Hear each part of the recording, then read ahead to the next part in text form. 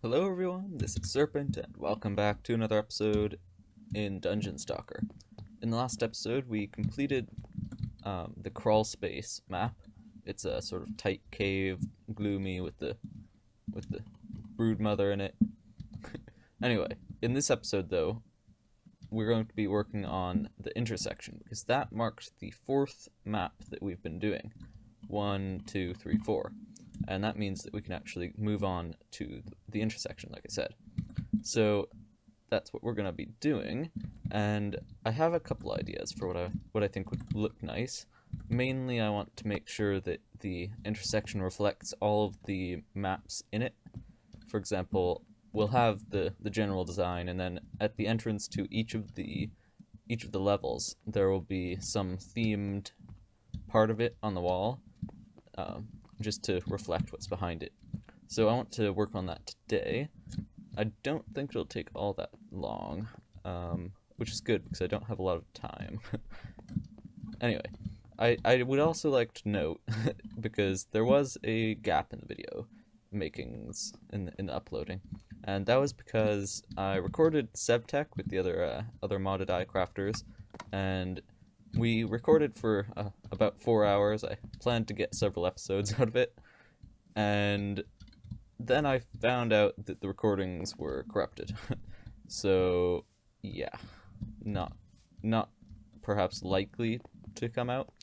If I can figure out how to make it, how to fix them, because I record to .mp4, right? So that's a little different from other recording extensions, in that if you can't finalize the recording, it's done for unless you do fancy stuff. So perhaps not likely that those episodes are going to come out, and in that case you'll have to wait until after next Sunday's recording session, and then there's going to be a large gap, which is kind of annoying. However, I might be able to end up fixing it. Right, currently Build is halfway through helping me out there, so we might be able to figure something out, because with most of the formats, they record and compress the recording as they go along, right? But with .mp4, it records and provides a bunch of sort of keyframes for the recording, and everything that doesn't move in those recordings is ignored. And then at the end of the recording, it finalizes the whole thing. It sort of it provides information about how it compressed stuff, which is necessary for the playback of the file. So if you if you click on an MP4 file and play it, the computer will actually go to the end first, read a bunch of information about how the thing is compressed, then it'll go back to the start and play the file with that information in mind, or in circuit board, I guess. Computers don't have a lot of minds, generally. Anyway, that said, I think let's just move on to this episode and forget the possible failure there. Oh yeah, right. Before we do that, and we're just going to be doing it probably about here, we'll be using teleportation buttons just in order to get from place to place, so we won't really need to have a big area because there are no paths needed. But anyway, with these things, I did actually go back and put loot in this first one. I haven't gotten to the other ones just yet, because mainly I haven't wanted to deal with the teleporters on monochrome, so I haven't done that one yet, or the one that follows, because that's sort of a block that we have to pass. a laziness block, so it'll eventually happen. But yeah, you can see that in here I do have spawners in places and loots.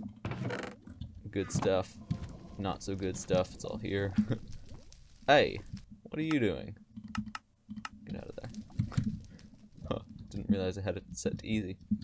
Anyway, when we play this map, you can see from this that it's really light right now because it's daytime, but when we do eventually play this map, when we distribute it, I suppose, we'll be setting it to nighttime, or at least dusk, so that things will actually spawn, because right now this thing with its open sky, yeah, not a lot's gonna spawn here. Anyway, I do have stuff in here, so now let's move on to the intersection. So I've dug a hole, and I've put a little water in the bottom because I do want to feature water in this design. I think it'll just look nice, but we also are a bit limited because we don't want to use stone, and stone is generally something that looks quite good. So yeah, we do have to figure something out there, but we can't use stone because, of course, we want to starve the players of stone at the beginning of cobble, so they can't make tools until we say so. So yeah, no stone. We could make it all out of monster eggs, but I think that would be a tad cruel. Yeah. Anyway, so over here at the starting areas, or not starting areas, but the places that they'll be bridging to, we want pathways, of course. But but once again, we do have to figure out where those things meet, where the middle is, and where they need to line up, which is one of the slightly more painful things in Minecraft. There really is no easy way of doing it, unfortunately. But oh well. 1, 2, 3, 4, 5, 6. I'll do this off camera. So these two pieces of pathway are indeed centered, and now we can just stack them maybe 8 times over there, and do basically the same thing for this one. Isn't a world edit fabulous? Okay, so that makes a nice intersection over the water, but I doubt we want it to be made of stone brick. This was just a little placeholder for the rest of it. So we are going to want to figure out something a little bit different, but we need to first get a couple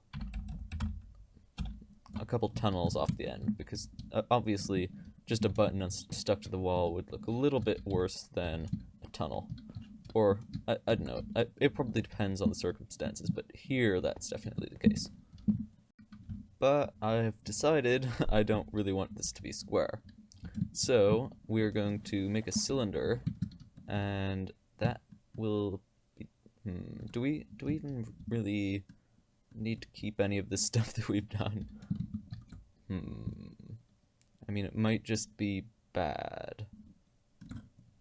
Well, I'll keep it there, but we'll start over here again. So I'm just going to dig down a little, and let's see. How far? Maybe 50 blocks, 55. So now we have, or we can make a cylinder of stone brick with a radius of, say, 15 and a height of 55. 0 blocks have been created. Okay. I guess we need to make it air first. We need to clear the thing. There. There we go. No lighting updates. Oh, actually, yes, lighting updates, but 1 block too low. Hold on. Undo. Uh-oh. Okay, there we go. These things can sometimes be a little bit tricksy. Okay, that works. And then if we want to have some water down here, we can break down a couple more blocks and then do cylinder, water, and then radius of maybe 10, height of 3. There we go. And I've lost the center now by moving. But that works. We have lighting problems, but I'll just relog and they'll be gone. Aha! So we're back to where we were, except that now we have a circular area, and instead of having accomplished that while leaving large gaps where the square was cut out, we actually have a circular hole instead of just a circular shell in a square hole. So we should probably probably figure out what we're actually going to be making this thing out of. And come to think of it, can I make cylinders with a certain pattern instead of just a certain block? For example, can I do sill stone cobble and then 1 5 maybe? Whoa, what? Weird. Slash cylinder, stone cobble, radius of 1. I guess that makes sense. Okay, good, I can. That's nice. So I can do the patterning in the walls with my command instead of having to go over it with a brush or something. Alright, I have a little block palette here and I want to see how it looks. Ooh. Yeah, that's pretty nice. Very nice. I'm pleased with that. So we can now use that block palette on other things as well. Or oh, it doesn't go all the way up though. That's easily fixed. So we can use it on the bottom of that there and a couple other things as well. Although perhaps we can can I slash fill something with a pattern now with world edit? Probably not, or at least I don't know how to do so. Maybe slash fill and cobble stone. That block radius depth. Nah, I don't know how to use that. And I think it would just be easier to do what I do know how to use. So I'll do that. Well, I guess I never really said what I was going to do. I want to replace some of this stuff down here with the pattern. So we have this nice cylinder that doesn't really have a lot in it, and now I want to actually put something in it. So I think I'm just going, well, okay, this is not really a whole lot of a something, but we're going to put a roof of glass on it. So maybe about here we can do another one of those cylinders and set it to glass, give it a radius of 15 and a height of 1. Oh. Undo 14. My bad. Okay. So we have a roof now. That looks nice. And oh, actually, we might want to make that some other color. Perhaps number 3. I need to align myself in the center again. Something I have to keep doing. And break that one. Align myself with this thing. And then I think it was 5.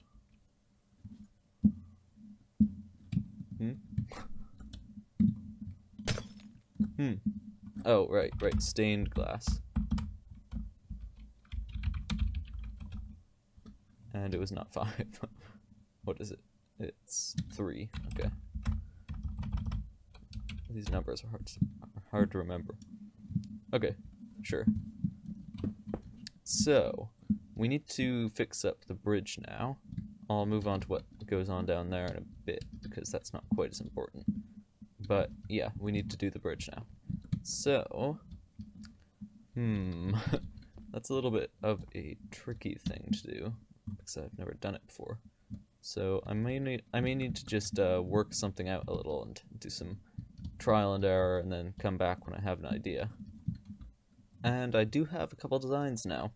This one was developed second as a secondary option to this one, and this one I like best because it matches the ceiling there and the water down there, and the water streams that we'll most likely be putting it on the sides, because it carries the blue theme through. And this one just sort of uses wood, which is generally associated with stone. So I think we'll be using this one. It's a little bit better. So that means this one is going to say goodbye, and we shall do the fancy stack trick across to the other side. Stack. Maybe, actually, we only want it to stack up to there because we're going to have to join them in the middle.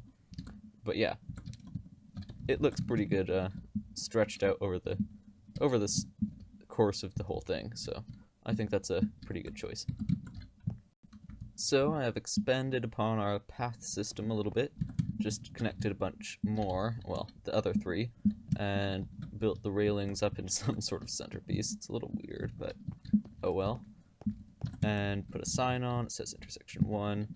The water stream does continue down there, so it's sort of a central thing, except the only place where it matters, it disappears. And that's because I'm planning on teleporting the players right here. Hopefully that'll go well. As in, you won't fall through the carpet. I guess I can just... okay, that's not going to be a problem, never mind. So, from here, I think what we want to do is put a little bit more detailing in, that sort of work. And that is probably going to be something like that. Yeah, that looks kind of good. I think this is going to be a water-related, or a water revolving sort of build. It's going to revolve around water. Oh, that's not the right place. So I'm going to have to put some water in. That seems fairly straightforward. Well, it's starting to have a bit of a look about it. Looks pretty nice, actually. But I want to fade out the sky with layers of glass, because I think that'll look really neat. So instead of having it... Oh, I guess that was the wrong way of getting rid of the sources. So instead of doing that wall, we've got all this water flowing down, and then subsequently wrecking all the water. I am going to just pick up all the buckets for the moment, and then come back when the roof is done. So the way we do this, I'm not sure most of you know this, but if you put layers of glass on top of one another, like so, they will create a fading effect, which looks really nice. So I'm going to do the same cylinder that we have right here, this one, except on this level, and this level as well. That looks pretty cool. Nice. So I'm going to just pop down here and see how I like it. Yeah, that's pretty neat. It might need another one. Or maybe this just doesn't even fit the building style, actually. Now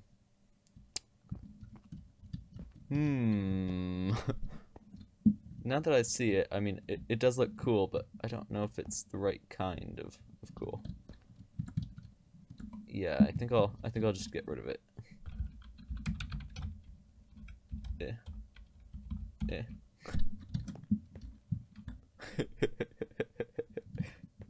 Look at that. Yeah. Okay. So this is an invisible bat with a falling light blue concrete powder on its head, and it'll spawn eventually, but so cool. It's just a little effect I thought would be neat to put into the spawner room, or the intersection room. So that's what that is. Time set 5,000. So now let's go and actually put that thing in there. Yeah, here it is. So where to put it? Let's put it maybe here.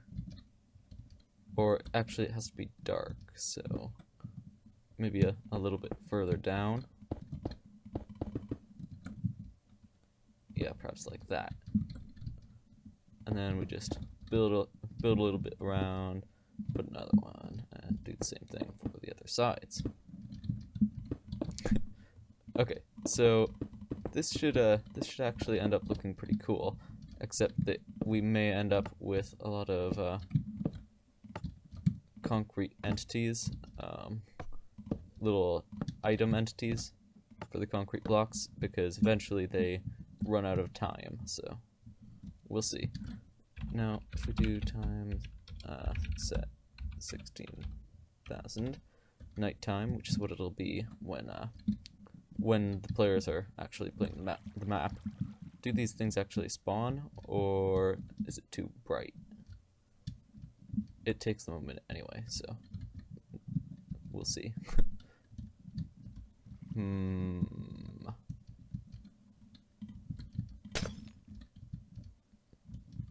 What about that? It did appear that they were too brightly lit, so I've moved them down a little, and we'll see if they work now. I'm hoping they will. So I've changed one of them, or actually half of them. I mean, one half of them to be a little bit different. Instead of spawning a concrete powder block, they'll spawn a water block. Oh, that one spawned. Nice. And that one also spawned. But apparently water doesn't work. I like that. But yeah, apparently water doesn't work, or my command didn't work. So apparently I need to fix that, but oh well. Aha! So I've actually managed to find a place that works now. Whoa. Aw, come on! The one place you could have spawned that would damage the waterfall. Don't you do it too. Anyway, they're kind of annoying, but not really. Now I'm gonna fix this though. Oh wait, no. It had the politeness to fix it itself. That's good at least. But if you're in the right place, why did I do that? If you're in the right place, then you can get them all to spawn, or if you want, you can get a few of them to spawn. So, you know, you don't have to have all of them going. But I think it creates a pretty nice effect actually, and I really like those little quote particle effects. Let's see. Alright, I think I've fixed that now. Yeah. So, that said, I do think we should probably shut them down for the moment. Because of that. Yeah. Okay, apparently that's a little bit more common than I thought.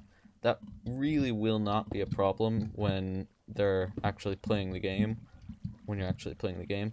But it does pose a small issue when I'm building the game, because I want it to be perfect for the people who are playing it, even though it's going to get messed up rather quickly. That's the whole point of a CTM map.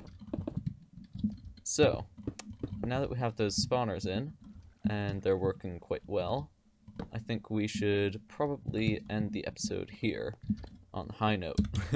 So, unfortunately, that's about all the time I have for today. It really is, too. It's 11:42. Yeah. Sleep is for the weak, as the saying goes. Anyway. Yeah, unfortunately that's about all the time I have for today, so hopefully you enjoyed this episode, and I shall see you in the next one. Take care. Bye-bye.